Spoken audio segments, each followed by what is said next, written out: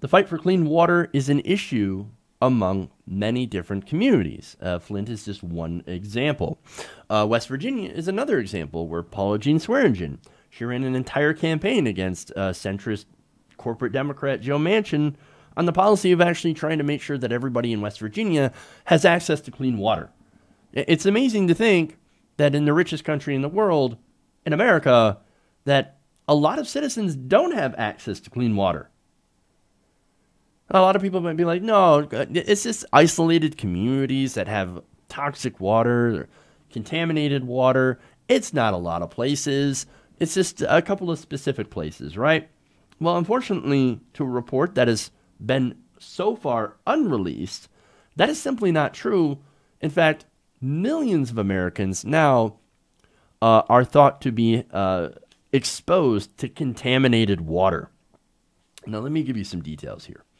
According to Politico, the EPA under Scott Pruitt and the White House recently blocked publication of a federal health study on nationwide water contamination. Well, wait a minute.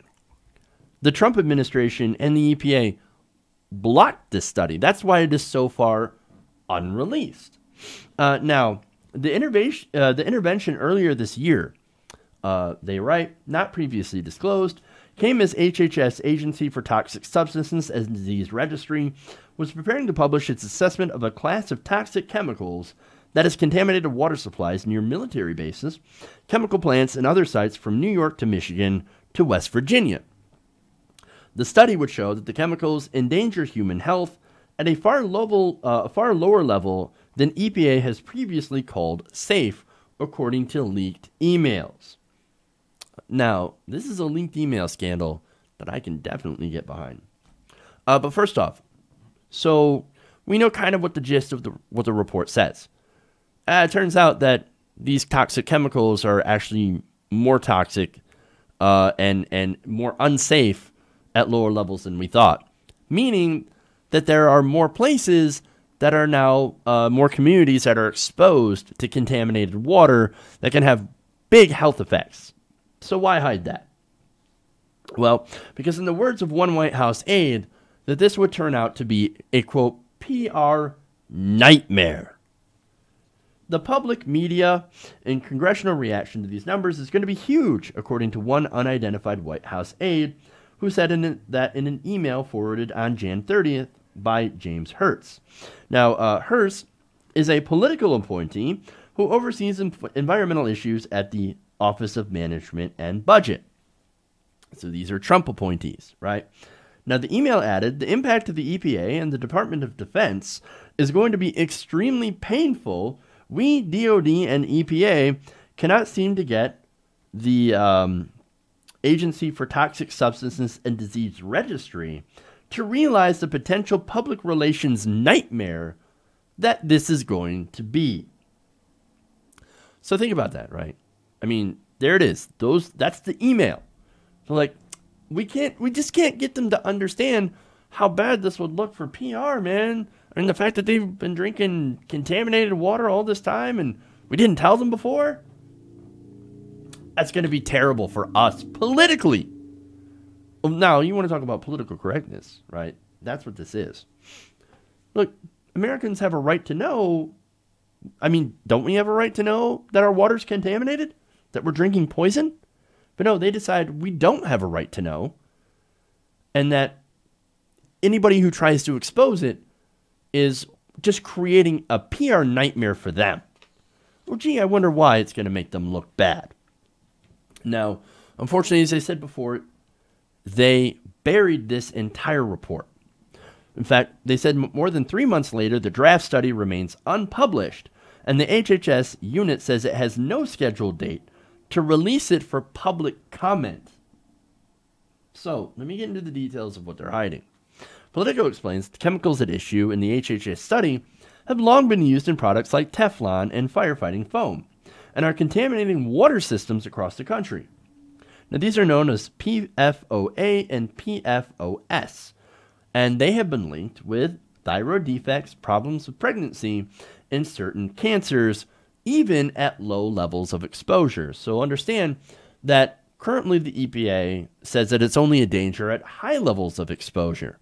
But it turns out, according to this study and according to the science the study is based on, what they did is that they basically just looked at peer-reviewed studies of these chemicals and their effects on people and communities. And they said, well, it turns out that the EPA is wrong, that we need to lower the threshold for of exposure because these are actually more dangerous than we previously thought. But of course, they don't do that. And why is that? Well, of course, follow the money, right? Again, Americans have a right to know what's in this report. But unfortunately, as I said before, these corporations who use these chemicals don't want you to know because, number one, it looks bad, and number two, it opens them up to potential damages. Let me give an example. 3M, which used these chemicals to make Scotchgard, ended up having to pay $1.5 billion to settle lawsuits related to water contamination and personal injury claims. That's a pretty big chunk of money. So what do these companies want to do? Well, they don't want to get sued. So they're like, hey, friends in the EPA, friends in the Trump administration, let's keep this on the down low. We don't care that we're poisoning people.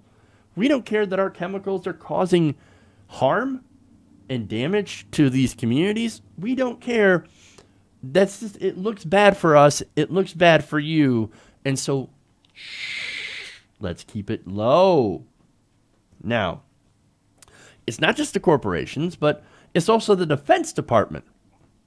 Now, they use these chemicals for exercises at bases across the country.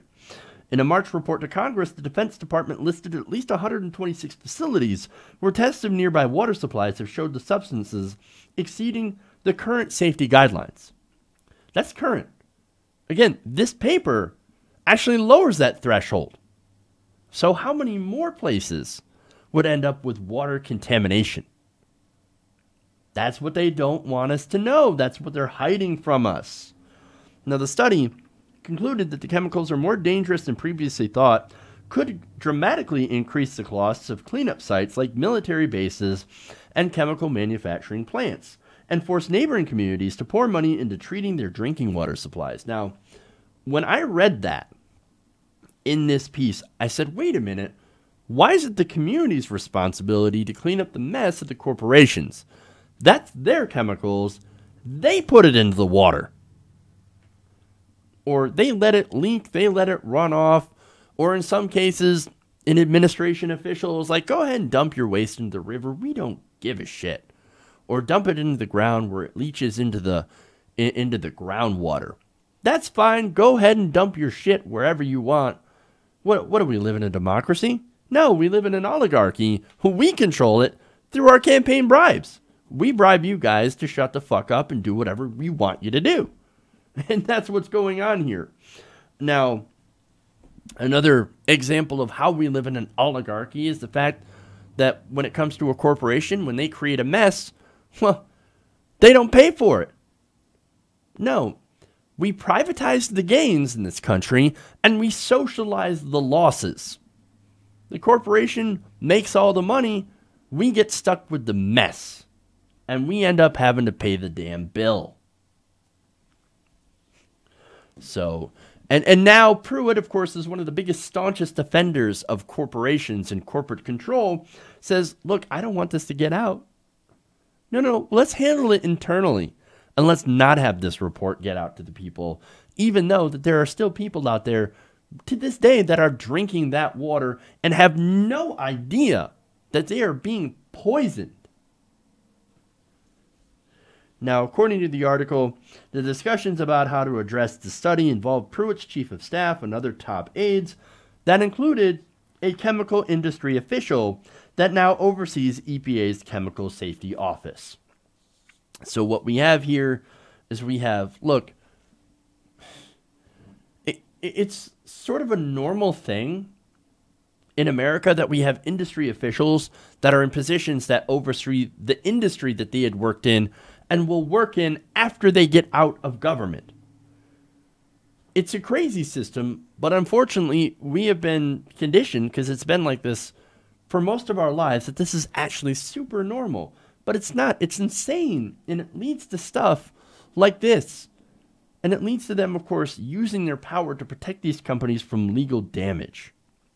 Even as experts say that this contamination is so widespread that the chemicals are found in nearly every water supply that they have tested. This is your government on corporations. Scott Pruitt and the EPA now under him and the Trump administration are basically guilty. Now that they have this information, now that they know, they're guilty of the continued poisoning of our own people. If it were any other country that were found to have been doing this, we would have bombed them by now. But Pruitt, his aides, the Trump administration, even Governor Snyder here in Michigan, when it comes to Flint, they get away with it because they are wealthy and they are powerful, and we don't actually live in a democracy anymore. We live, as I said, in an oligarchy where money controls everything. What we need is a political revolution in this country to take it back from the oligarchs, to take it back from the corporations. Hey everybody, thanks for watching this video. If you want to see more like this, please hit the subscribe button below. And if you want to support truly independent progressive media, please consider becoming a patron at patreon.com/TYTNation.